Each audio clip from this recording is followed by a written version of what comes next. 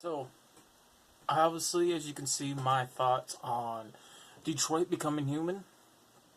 Now, you guys may have already seen 3 different playthroughs of this game that I have uploaded here to the Jazzy Entertainment channel, which is my main play, which went in an evil direction, I would say. But it was the main playthrough to me to get used to the game, used to the controls, figure out how much the effects that you choose in the game, the things that you do in the game, how much effect they have. Then you guys seen the happy playthrough, which is about happy as it's gonna get.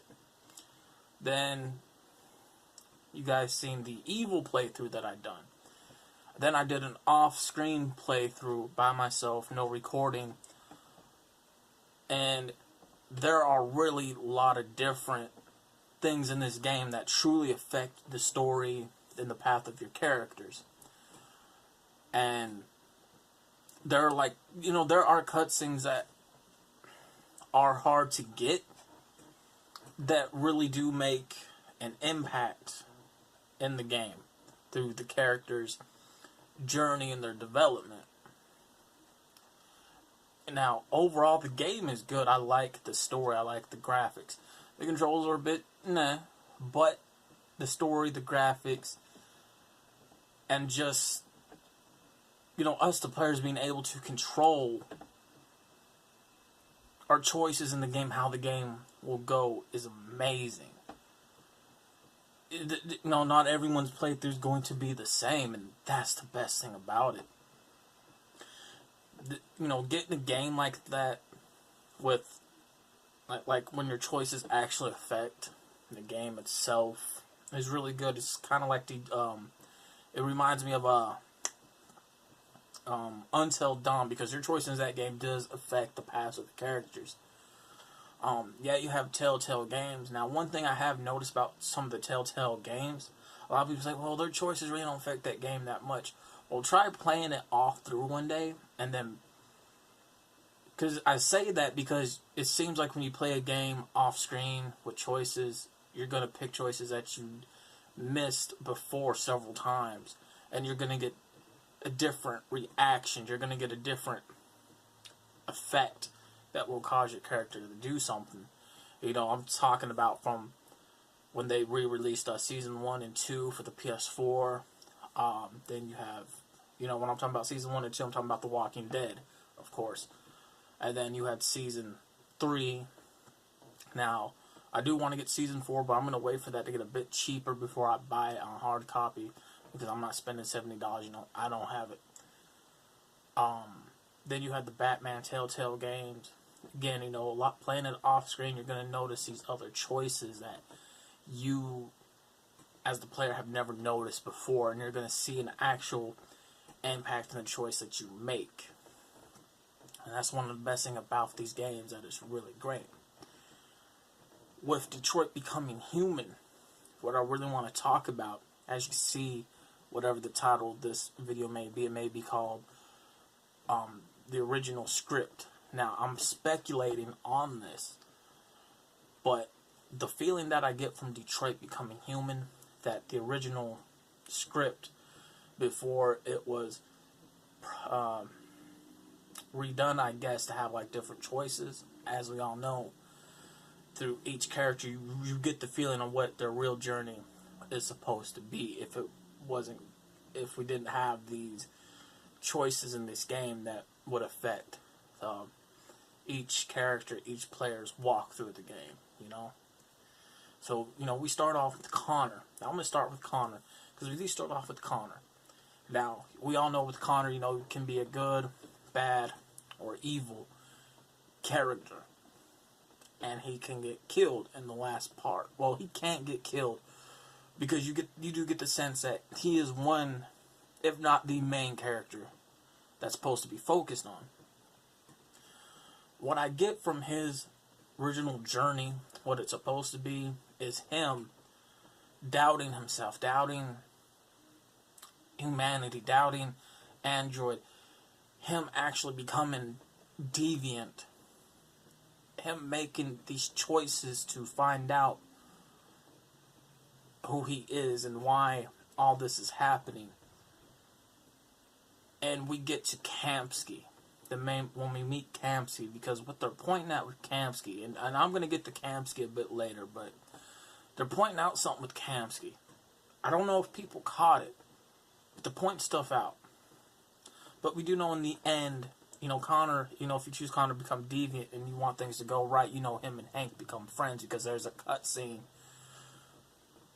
I believe after the credits, if I remember correctly, that him and Hank meet up at the chicken feed, they hug, and they go out for a beer, So you do get the sense that they are supposed and will become friends, the best of partners.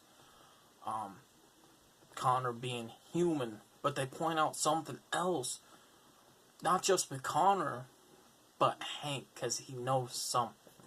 And I'll get back to that.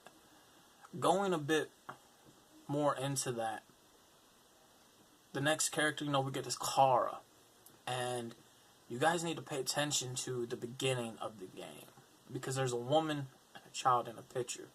The woman and the child looks a bit familiar, like our two beloved characters the most, or at least to me. I really enjoy their story, which is Kara and Alice. And within not just all 4 of the playthroughs I've done, I'm not, from the main, from the happy, from the evil playthrough, then from the off-screen playthrough that I did, the feeling that I really get with their characters, with their stories, is that it's supposed to not have a happy ending for them. They're supposed to end up dying. And that's what I get from the playthrough, because a good majority of us, the choices that I've seen other players play through with their story arc on YouTube from different channels, a good majority of us get, the sad endings with them. Not so many of us get the good endings. Either we get the one where, we don't find Alice in 10 minutes, so we become evil Kara. But a bit further than that, with the sad ending, it's either they get hit by a car, they get killed from Jericho, they get, what else? Put into the observation camp and get killed. And a good majority of their path throughs is that it's going to be sad. It's going to be bad for them. It's going to be a real struggling time. And what I get is that their actual story is supposed to end in a sad, tragic way. And what I get how it's supposed to end for them is that, Luther dies. Either he sacrificed himself to save us on Jericho, or we don't save him whatsoever when he does get captured. And I say that because one of the main ones that a good majority of us really get, or that we choose to take, is I'm going to count out the bus depot, because I think their real ending is them going into the boat to get across the river. Once they get to Canada, Alice dies in Kara's arm, and it's a sad line, says, "I love you, Mommy." And then we get the choice as Kara to continue on living or die. So we know that their ending to their story is supposed to be sad, it's supposed to be tragic, and that's what I get from it. From there, we get Marcus. Who is Marcus?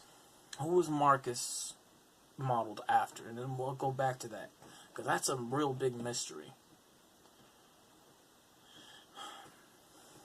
And I believe I have the answer to that. Marcus, he worked for a famous old guy who can't move, who is a famous painter, and who I really like this old guy's dialogue. Like, he's great. He doesn't give a shit what people think. And, with Marcus, you get the choice of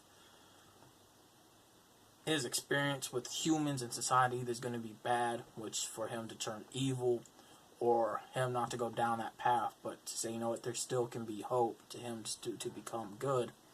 And I do get the feeling that his choice is him to become good, because the dark is that he might think he's in the dark, but the light's really pulling at him. You know what I'm saying? So for him to go to the light side. So that's what I get. And also to the fact that, yeah, he falls in love with the wrong woman, which is North, because North is all about bloodshed. Like, she wants to keep him in the dark. And you choose, really, you could choose to save her, not to save her. I chose, as you guys seen, with my playthrough of Marcus, it hasn't been the best, and North took over, so you know what North's true intentions are. Like, she's evil. She wants bloodshed. But you get the sense with Marcus, like, you know what, I did choose the wrong person. I had to let her die, and I done that off the off-screen playthrough, and even what I think the evil playthrough as well. And that he is meant to lead his people and to set him free and have a happy ending for him and the androids.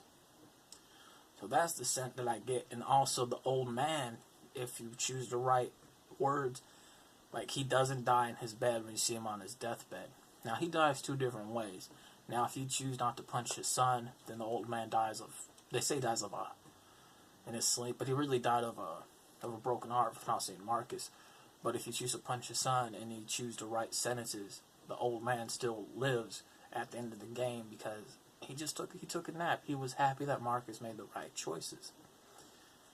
So that's the sense that I get from Marcus's playthrough, and the sense that I get with that script, but also the ideas that were taken out. Which leads me to think, are we ever going to get a prequel to the game? We can't get a sequel, but we can get a prequel. And I want to start off with what I think that they were pointing at to this game a lot, is that they wanted us to say, wait, were Kara and Alice modeled after the mother and the daughter in the game? In the early years, like I said, you know, like a prequel type. Because that's the feeling I get. Because what happened to the human daughter?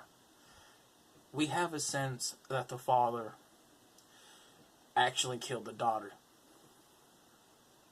On top of that,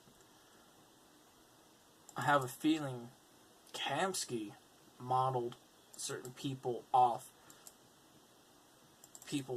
He modeled the androids off the people in the game who have died. So the feeling I get is that with Alice, she was a real little girl who did die in the early years when Cyberlife was trying to take off the ground.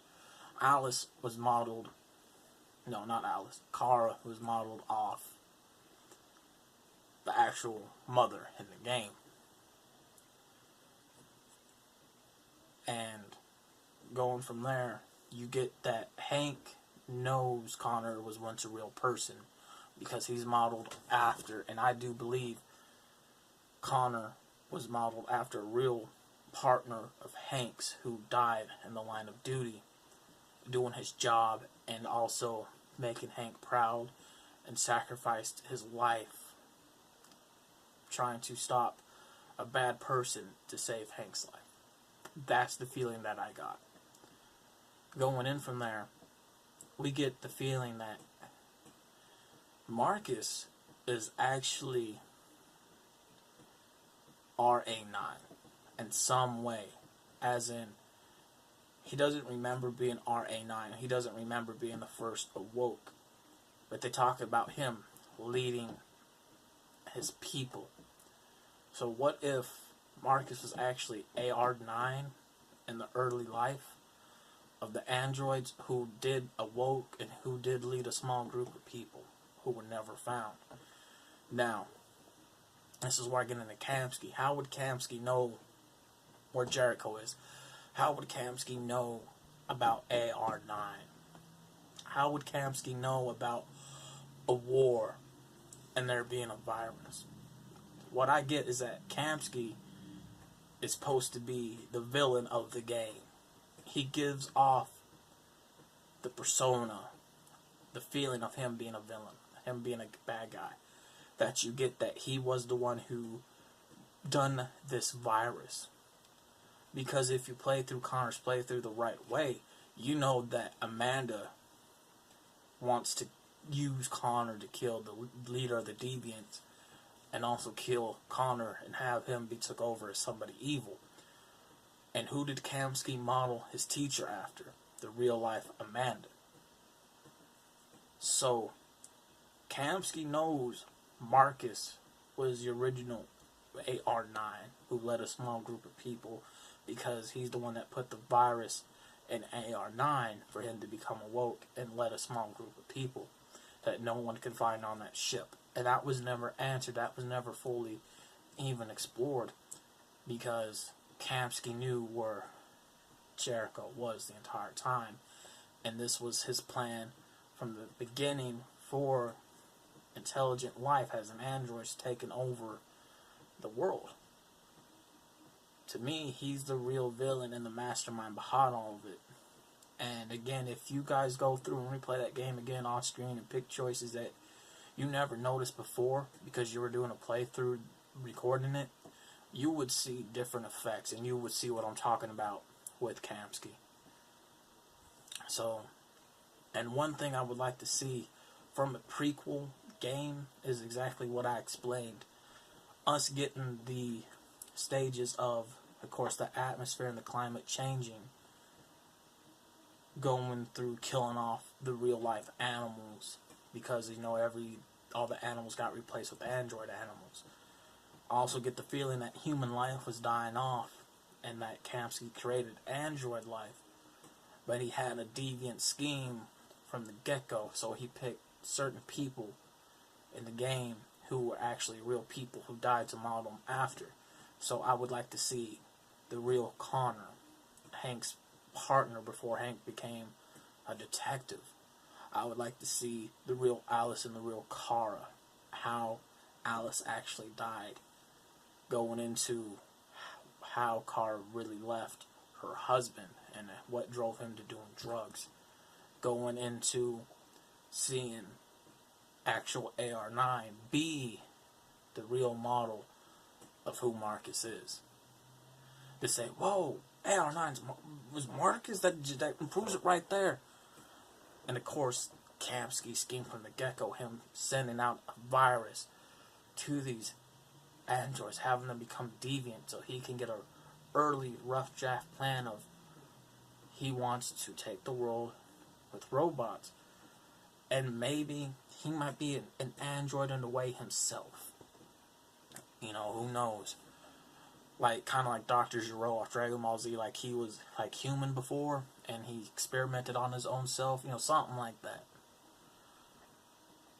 And then something may have AR-9 actually find out Kamsky's plan, but in the end Kamsky took AR-9 down, because we find out that Kamsky is actually a villain. And then how the world kind of evolved the way it did, and how we got what we got with the first game. So that's kind of like what I would see, and what I would like to see in a prequel to the game. But overall, these are my thoughts on, you know, the original script and the clues that they were pointing at within this game, Detroit Becoming Human. And I really recommend people, you know, playing this game. It is such a great written game, man. There's times where I feel like crying when I play through it, because it's a really beautiful story. And I hope one day, you know, we do get a prequel to really answer these questions. Again, we can't get a sequel, but we can get a prequel. And I hope you guys enjoyed this video, and I'm out.